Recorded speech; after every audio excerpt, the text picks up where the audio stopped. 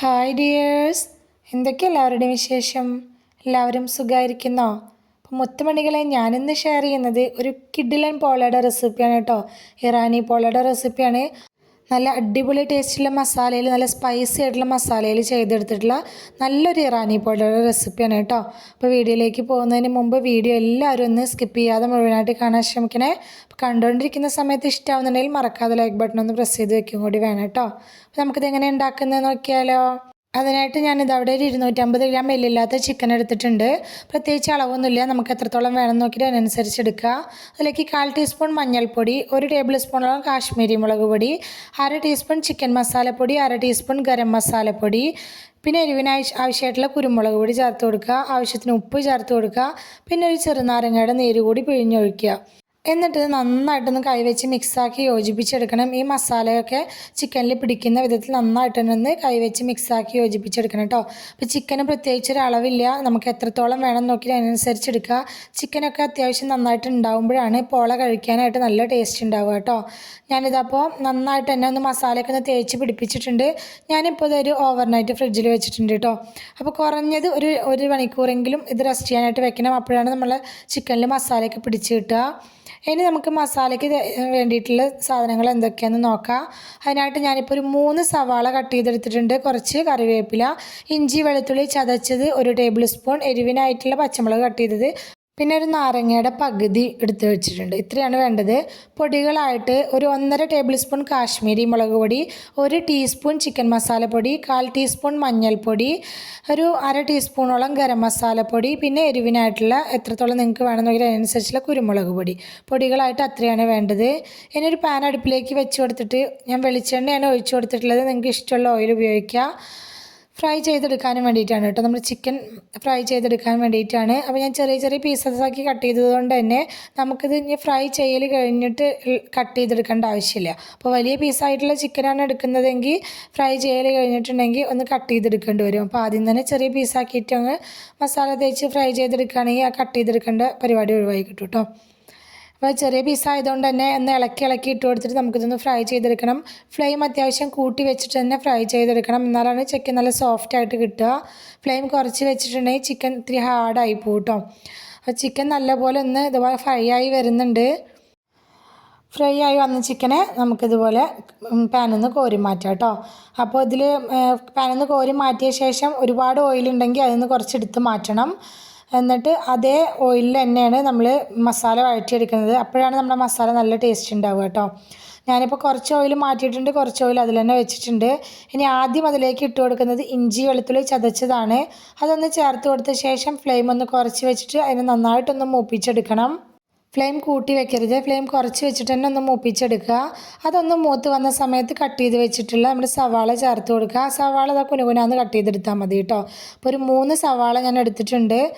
ഒരു മീഡിയം സൈസിലുള്ള 3 സവാളയാണ്. കറിവേപ്പിലയൊക്കെ തോനെയുള്ളൊരു കറിവേപ്പിലയൊക്കെ നല്ലോണം ചേർത്ത് കൊടുത്തോട്ടോ, നല്ല ടേസ്റ്റാണ് ഇതിൽ കഴിക്കാനായിട്ട്. ഇനി ഇത് ഒന്ന് വഴറ്റിയെടുക്കണം. അപ്പോൾ ഞാൻ കട്ട് ചെയ്ത് വെച്ചിട്ടുള്ള പച്ചമുളകും കൂടി ചേർത്ത് കൊടുത്തിട്ടുണ്ട്. കുറച്ച് ഉപ്പും കൂടി ചേർത്ത് കൊടുക്കുക കേട്ടോ, സവാള ഒന്ന് പെട്ടെന്ന് വഴന്ന് കിട്ടാനും വേണ്ടിയിട്ടാണ്. അപ്പോൾ ചിക്കൻ നമ്മൾ ഫ്രൈ ചെയ്യുമ്പോൾ ഉപ്പിട്ടിട്ടാണ് ഫ്രൈ ചെയ്തിട്ടുള്ളത്. അപ്പോൾ സവാളയിൽ ഉപ്പ് ചേർത്ത് കൊടുക്കുമ്പോൾ കുറച്ച് മാത്രം ചേർക്കുക. പോരാന്നുണ്ടെങ്കിൽ നമുക്ക് വീണ്ടും പിന്നീട് ചേർത്ത് കൊടുക്കാം കേട്ടോ, കൂടിപ്പോയി ഒന്നും ചെയ്യാൻ പറ്റില്ല. സവാള അതാ ഈ ഒരു ലെവലിൽ ഒന്ന് സോഫ്റ്റായി വന്നാൽ മതി, ഒരുപാട് അങ്ങ് കളർ ചേഞ്ച് ആവുമൊന്നും വേണ്ട. ഒന്ന് സോഫ്റ്റായി വന്ന സമയത്ത് നമുക്കിതിലേക്ക് എടുത്തു വെച്ചിട്ടുള്ള പൊടികളൊക്കെ ചേർത്ത് കൊടുക്കുക. അപ്പം ഞാൻ അത്യാവശ്യം സ്പൈസി ആയിട്ടാണ് ഈ ഒരു പോള ഉണ്ടാക്കിയെടുത്തിട്ടുള്ളത്. ഇതിലേക്ക് ഞാൻ എൻ്റെ ഒരു അളവിനുള്ള പൊടികളാണ് ചേർത്ത് കൊടുത്തിട്ടുള്ളത്. എരിവിനായിട്ട് ചേർത്ത് കൊടുത്തിട്ടുള്ള പൊടികൾ നിങ്ങളുടെ ഇഷ്ടത്തിനനുസരിച്ച് മാറ്റം വരുത്താം കേട്ടോ. പൊടികൾ എണ്ണയിലൊന്നിട്ട് നല്ലപോലെ ഒന്ന് മൊരിഞ്ഞ് വന്ന ശേഷം ഇതിലേക്ക് ഞാനൊരു 2-3 ടേബിൾ സ്പൂൺ വെള്ളം ഒഴിച്ചു കൊടുക്കുന്നുണ്ട്. അപ്പോൾ ഇതെന്തിനാന്ന് വെച്ചാൽ ഈ മസാല ഒന്ന് ഡ്രൈ ആയി പോവാതിരിക്കാനും വേണ്ടി, ചെറിയൊരു നനവ് കിട്ടാനും വേണ്ടിയിട്ടാണ് കേട്ടോ. വെള്ളം കൂടി ചേർത്ത് കൊടുത്ത് നന്നായിട്ട് മിക്സ് ചെയ്തെടുത്ത ശേഷം കട്ട് ചെയ്ത് വെച്ചിട്ടുള്ള മല്ലിയില ചേർത്ത് മിക്സ് ചെയ്യുക. ശേഷം നമ്മൾ ഫ്രൈ ചെയ്തെടുത്ത് വെച്ചിട്ടുള്ള ചിക്കനും കൂടി ഇതിലേക്ക് ചേർത്ത് കൊടുത്ത ശേഷം നന്നായിട്ട് തന്നെ ഒന്ന് ഇളക്കി മിക്സാക്കി എടുക്കുക. ഈ മസാലയും ചിക്കനും കൂടി നന്നായിട്ടൊന്ന് യോജിച്ച് കിട്ടുന്ന വിധത്തിൽ നന്നായിട്ട് തന്നെ ഒന്ന് മിക്സാക്കി യോജിപ്പിച്ചെടുക്കുക. ഈ സമയത്ത് ഉപ്പ് നോക്കിയപ്പോൾ കുറച്ച് ഉപ്പിൻ്റെ കുറവുണ്ടായിരുന്നു, അപ്പോൾ ഉപ്പ് ചേർത്ത് കൊടുത്തിട്ടുണ്ട്. ആ ചെറുനാരങ്ങ എടുത്ത് വെച്ചിട്ടുണ്ടായിരുന്നില്ലേ ഒരു പകുതി, അതുകൂടി ഈ സമയത്ത് പിഴിഞ്ഞൊഴിക്കുക കേട്ടോ. അപ്പോൾ ചെറുനാരങ്ങയ്ക്ക് പകരം തക്കാളി വേണമെങ്കിൽ നിങ്ങൾക്ക് ഉപയോഗിക്കാം കേട്ടോ. പൊടികൾ ചേർത്ത് കൊടുത്ത ശേഷം തക്കാളി ചേർത്ത് കൊടുത്താൽ മതി. അപ്പോൾ തക്കാളി ചേർക്കാൻ ഇഷ്ടമുള്ളവർ അങ്ങനെ ചേർത്ത് കൊടുക്കുക കേട്ടോ. അപ്പോൾ എല്ലാം കൂടെ നന്നായിട്ടൊന്ന് മിക്സാക്കി യോജിപ്പിച്ചെടുത്തിട്ടുണ്ട്. ഇപ്പോൾ നമ്മുടെ മസാല ഇവിടെ റെഡി ആയിട്ടുണ്ട്. ഇനി ഇത് ഒന്ന് തണുക്കാനായിട്ട് ഫ്ലെയിം ഓഫ് ചെയ്തിട്ട് മാറ്റി വയ്ക്കാം കേട്ടോ.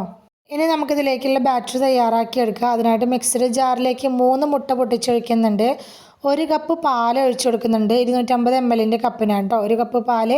അതേ കപ്പിന് തന്നെ 1 കപ്പ് മൈദ എടുത്തിട്ടുണ്ട്. പിന്നെ ഒരു 5-8 അല്ലി, ചെറിയ അല്ലിയാണ് വെളുത്തുള്ളി, ഒരു ചെറിയ പീസ് ഇഞ്ചി കൂടി അതിലേക്ക് ചേർത്ത് കൊടുക്കുന്നുണ്ട്.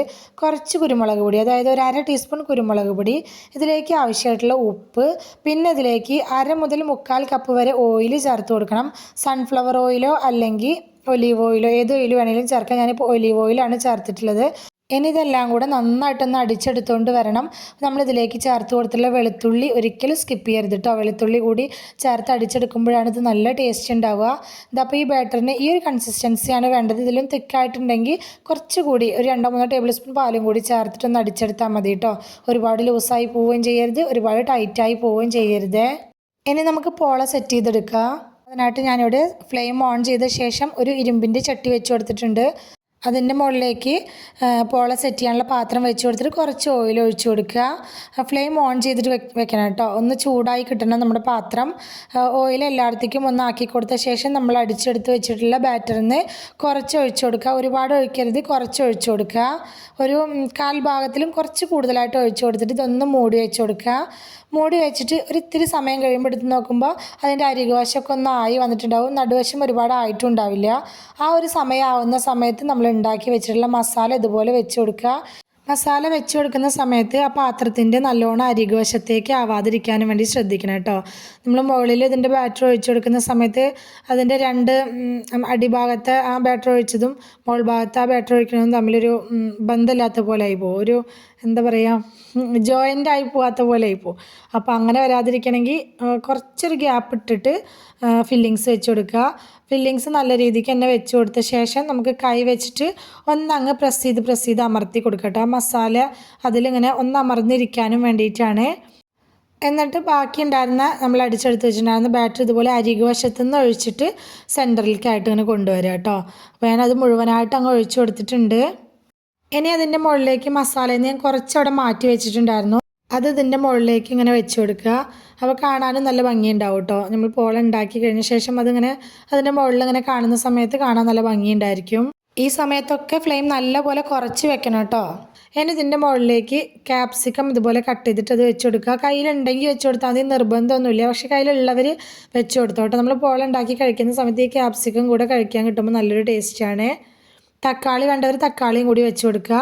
കുറച്ച് മല്ലിയില കൂടി തൂവി കൊടുത്ത ശേഷം ഇതൊന്ന് മൂടി വെച്ചിട്ട് 25 മുതൽ 30 മിനിറ്റ് വരെ നമുക്കത് മീഡിയം ടു ലോ ഫ്ലെയിമിൻ്റെ ഇടയിൽ വെച്ചിട്ട് ഒന്ന് കുക്ക് ചെയ്തെടുക്കണം. ഇതിനേക്കാട്ടിലും കുറച്ച് വട്ടമുള്ള പരന്ന പാത്രമാണെങ്കിൽ ഇത്രയും സമയം എടുക്കൂല കേട്ടോ. അപ്പോൾ ഇടയിൽ നിങ്ങളൊന്ന് നോക്കണം ആയിട്ടുണ്ടോയെന്ന്. നമ്മൾ മൂടി തുറന്ന് നോക്കുന്ന സമയത്ത് ഇതുപോലെ ഒന്ന് പൊന്തി വീർത്ത് വന്നിട്ടുണ്ടാവും. നമ്മുടെ പോളത് അവിടെ ആയിട്ടുണ്ട്. മുകൾ വശം കാണുമ്പോൾ ഒരു വേവാത്ത പോലെ നമുക്ക് തോന്നുമെങ്കിൽ ഇത് വെന്തിട്ടുണ്ട് കേട്ടോ. ഇനിയിപ്പോൾ വേവ് പോരാ എന്ന് തോന്നുകയാണെങ്കിൽ ഇതിനെ നമുക്കൊന്ന് തിരിച്ചിട്ട് കൊടുത്തിട്ട് വേവിക്കുക. ഞാനിപ്പോൾ ഇതൊന്ന് തിരിച്ചിട്ട് കൊടുക്കുന്നുണ്ട് കേട്ടോ. ഞാൻ മുകൾ വശം ഒന്നും കൂടി ഒന്ന് ആയിക്കോട്ടെ എന്ന് വിചാരിച്ചിട്ടാണ്. എനിക്കിപ്പോൾ ഇതൊരു 30 മിനിറ്റ് കൊണ്ടാണ് ആയി കിട്ടിയിട്ടുള്ളത് കേട്ടോ.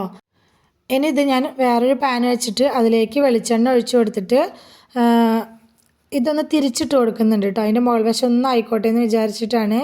തിരിച്ചിട്ട് കൊടുക്കുമ്പോൾ പെട്ടെന്ന് തന്നെ നമുക്കത് പാനിൽ നിന്ന് വിട്ടു പോരും കേട്ടോ. കണ്ടോ, ഒട്ടും കരിഞ്ഞൊന്നും പോവാതെ നമ്മുടെ ഇറാനി പോള നമുക്ക് അടിപൊളിയായിട്ട് തന്നെ വെന്ത് കിട്ടിയിട്ടുണ്ട്. തിരിച്ചിട്ട ശേഷം ഒരു 5 മിനിറ്റ് നേരം ഫ്ലെയിം കുറച്ച് വെച്ചിട്ടൊന്ന് വേവിച്ചെടുക്കുക. ആ സമയം കൊണ്ട് തന്നെ നമുക്ക് ആയി കിട്ടും കേട്ടോ. 5 മിനിറ്റിന് ശേഷം ഫ്ലെയിം ഓഫ് ചെയ്തിട്ട് നമുക്കിത് വേറൊരു പാത്രത്തിലേക്ക് ഇതുപോലെ വീണ്ടും തിരിച്ചിട്ട് കൊടുക്കാം കേട്ടോ.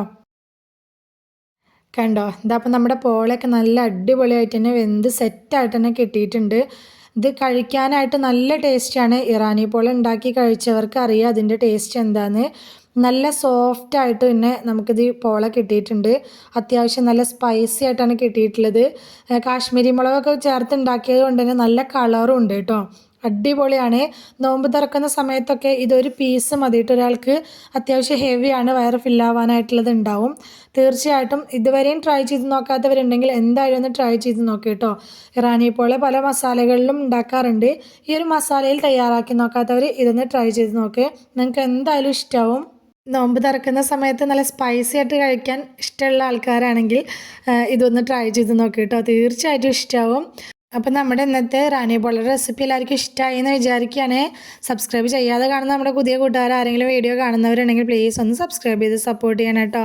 വീഡിയോ ഇഷ്ടമായിട്ടുണ്ടെങ്കിൽ മറക്കാതെ ലൈക്ക് ചെയ്യണേ, ഹൈപ്പ് ചെയ്യണേ, നിങ്ങളുടെ അഭിപ്രായങ്ങളൊക്കെ കമൻറ്റായിട്ട് പറയണം. റെസിപ്പി ഇഷ്ടമായിട്ടുണ്ടെങ്കിൽ നിങ്ങൾക്ക് ഉപകാരപ്പെട്ടു എന്ന് തോന്നുന്നുണ്ടെങ്കിൽ നിങ്ങളുടെ ഫ്രണ്ട്സിനോ ഫാമിലിക്കോ ഒക്കെ ഒന്ന് ഷെയർ ചെയ്ത് കൊടുക്കുക കൂടി വേണേ. ഇതുവരെ കൂടെ നിന്ന് സപ്പോർട്ട് ചെയ്തിട്ടുള്ള എൻ്റെ എല്ലാ മുത്തുമണികൾക്കും ഒരുപാട് നന്ദി. എന്നാൽ ശരി, സിമ്പിൾ ആൻഡ് ടേസ്റ്റി റെസിപ്പിയുമായി ഞാൻ വീണ്ടും വരാം. ബൈ.